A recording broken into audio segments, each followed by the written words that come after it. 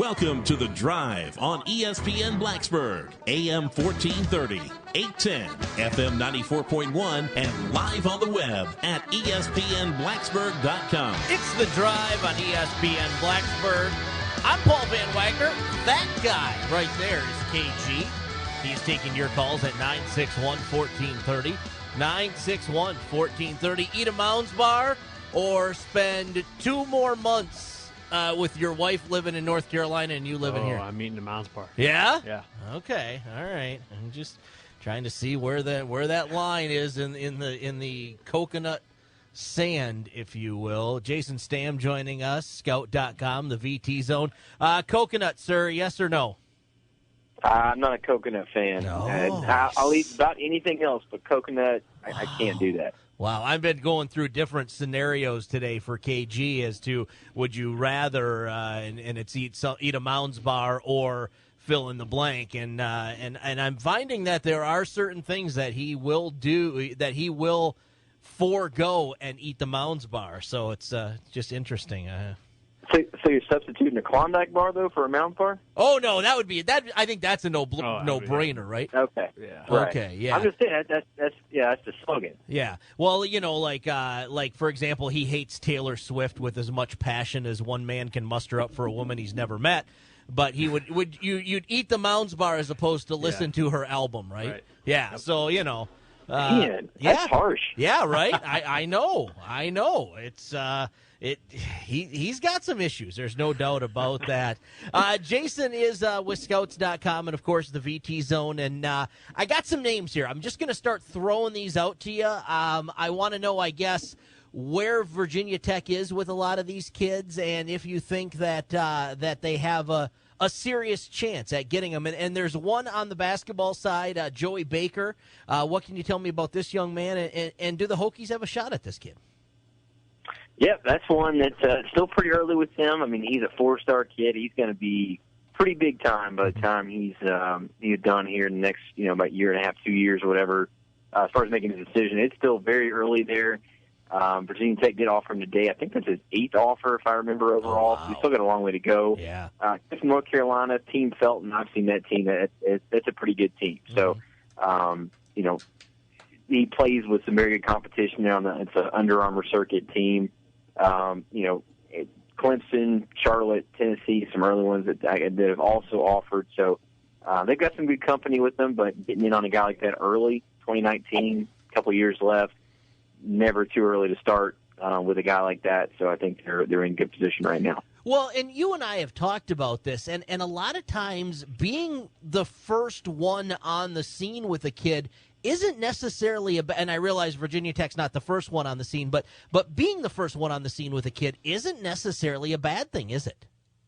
No, it's not at all. I mean, obviously they're not the very first one in there, but kids generally don't forget those teams that offer them early. They kind of look at that as, hey, they looked at me when nobody else did, or they saw it first. So, yeah, the earliest you can get in there, you don't want to, I think we've talked about it before, Paul, like how early is too early. Right, I don't know if you want to start offering guys in middle school, but when you can really tell, hey, this kid's going to be something, it's always smart to jump in there pretty quick. Well, and, it's even more so, you see it a lot in the college hockey ranks where guys are getting offers as like first-year midget players or first-year or second-year bantam players. And, I mean, we're talking about freshmen in high school. And so, but you're seeing that trend, especially in basketball, maybe not so much in football just because of the need to grow so much to play football. But I think you are seeing it a little bit more on the basketball side, aren't you? Yeah, first of all, it's spoken like a true Michigander, I guess. Paul, we represent hockey. Well, we're talking about basketball stuff here. But it's true. It's true.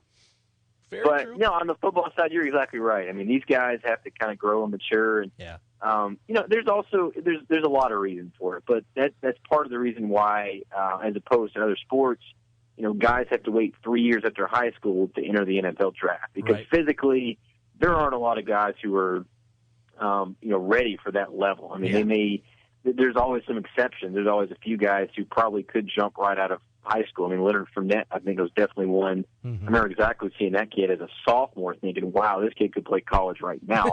You're going to get those kind of guys, but they're few and far between. Right. So yeah, I mean, generally they need that time to grow and develop. Basketball, it's less of a contact sport. I mean, I can't say it's not a contact sport because you watch some of those guys, those big guys inside, they're banging and really jostling for position. So I mean, they could probably make the case that it is a contact sport. But yeah, it's a big difference being physically fit for basketball and physically fit for football. On the football side of things, running back Jalen Holston, this kid is a legit running back prospect. I know that the Hokies are on his list. Where are they as far as Holston is concerned? Yeah, we actually had a story about him today. He told me a few weeks ago that it sounded like he was going to visit this weekend for the cookout at Virginia Tech. Sounds like he's pushed that now back to next week. Okay. But I still think there's a very good chance he could commit on that visit. He'll be at North Carolina coming up tomorrow. Then he's going to South Carolina. Then he's planning on getting West Virginia after Virginia Tech. We'll see again how that Virginia Tech visit goes. But got a few contenders there. He's saying he wants to decide pretty soon. I would think in the next maybe 2 weeks max. So I would expect something pretty soon here. But, yeah, Virginia Tech's in excellent position. And probably, he's not saying who his leader is, but talking to him, talking to those around him, I think Virginia Tech's probably in the lead in that one right now. Is there a rhyme or reason to the visits and when kids go to – like, do you want to be the first? Do you want to be the last? Does it not matter as a program when kids are visiting? Or, I mean, I know at the end of the day, again, and we've brought this up before, we're talking about 17-year-olds, so it's tough sometimes to even figure out what they're going to wear, much less where they're going to go. But traditionally, do you want to be first, last, somewhere in the middle? I think if you talk to different coaches, they may tell you something different because a lot of them may say, hey, if we're first and we blow this kid out of the water, then in our presentation with everything, then we may get him right there and he may cancel his other visits. Yeah. Or you may get somebody that says, hey, the best for last. Personally, I think you'd want to be kind of one of the later ones because I think most kids want to compare, and so they didn't have something to compare to. So you see those first few first. Then you get towards the end, you start kind of seeing, hey, this may be better than what I've already seen. Again, of course, you got to be able to back it up. But I think if you can back it up, I'd want to be one of the later visits if I kind of had my choosing as far as where timeline, kind of setting something up. Just so you know, I pulled all these kids off of your website. So you've written articles about all these kids recently. By the way, if you are interested, you can subscribe to the VT Zone and get some great information. I'll have Jason tell you about that in a couple of minutes. Dakari Wilson, center.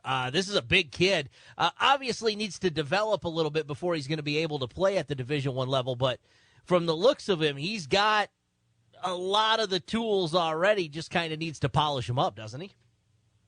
Yeah, I mean, he was a kid we saw on Sunday at Virginia Tech's recruiting camp. I liked what I saw. I mean, I think he's got a pretty good frame to him. He's only a 2018, so he's only going to get bigger. So, nothing really right now as far as an offer or anything from Virginia Tech or really anybody else. But this is a kid who I think is probably going to get at least a handful of offers later on down the line. He plays at a pretty good program at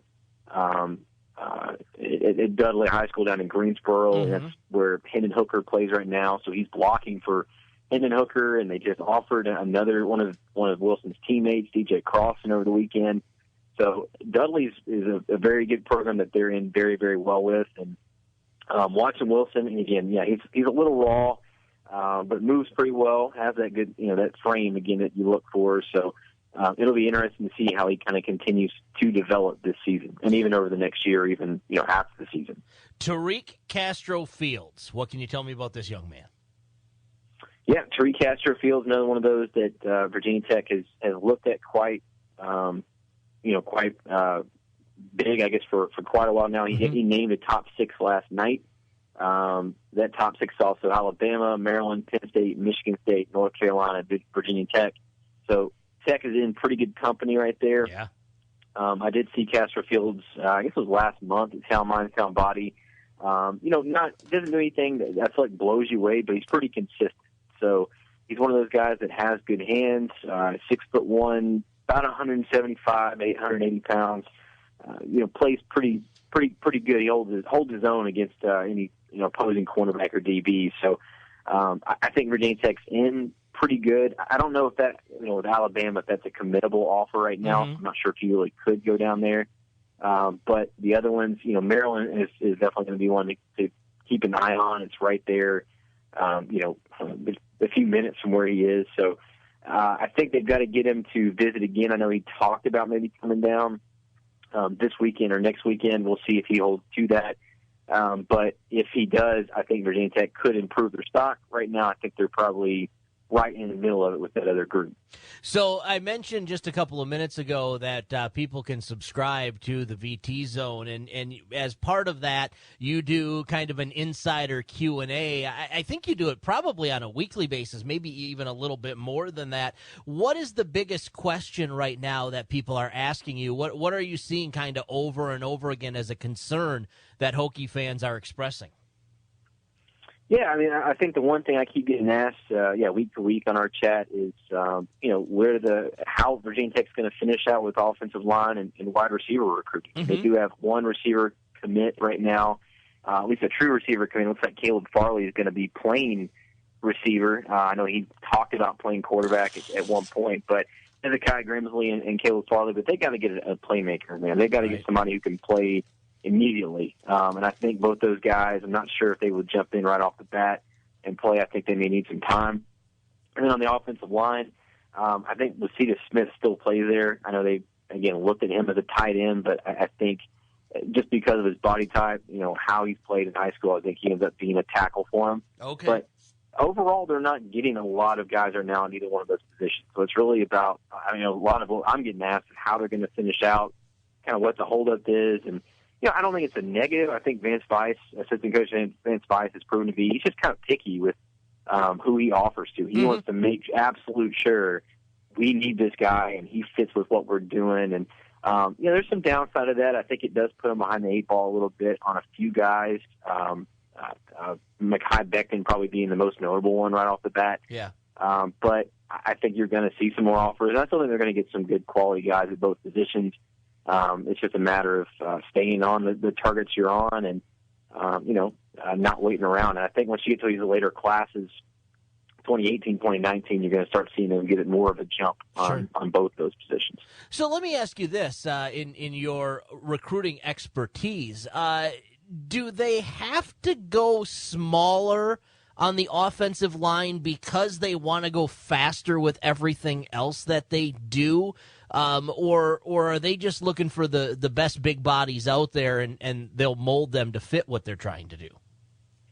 Yeah, I'm not sure if it's smaller. I know, most Virginia Tech fans I'm sure will remember a couple of years ago with Jeff Grimes. Mm-hmm. Jeff Grimes was more, his type of offensive lineman was a smaller guy.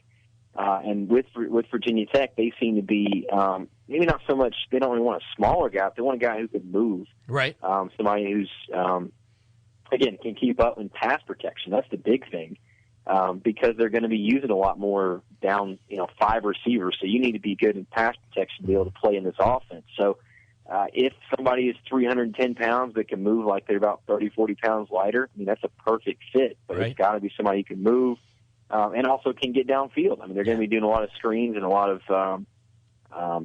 plays where a receiver has to get out in space too. So you're not going to be just sitting on the line.